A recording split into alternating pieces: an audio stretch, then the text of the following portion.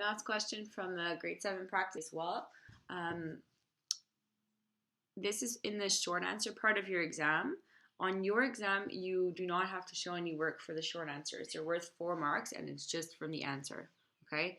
But in this case, there was space provided to show your work, so we're going to use it. So you have to follow your order of operations as you're solving this. It's important to remember that when you have this line, it means divide, but that means you're dividing by the answer to everything that's on top. So you should add those extra brackets in there so that you don't forget to finish that before you do the division down here.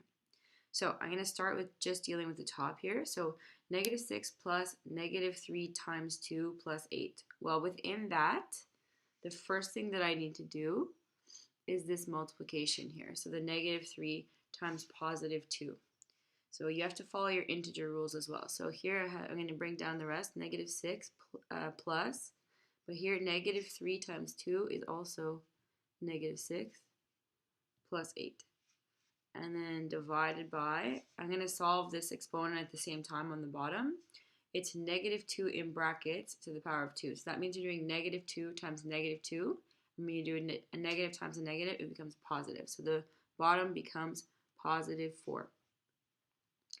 Now I'm left with my addition and subtractions that I have to deal with on the top. So if I have -6 and I add another -6, that's going to become -12 plus 8 divided by 4.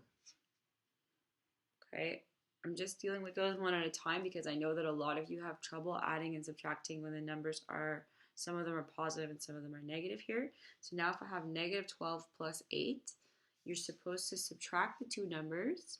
So 12 minus 8 is 4.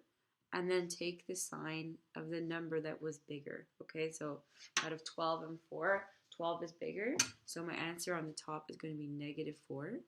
And the bottom is +4. So I'm doing -4 divided by +4. So 4 divided by 4 is 1.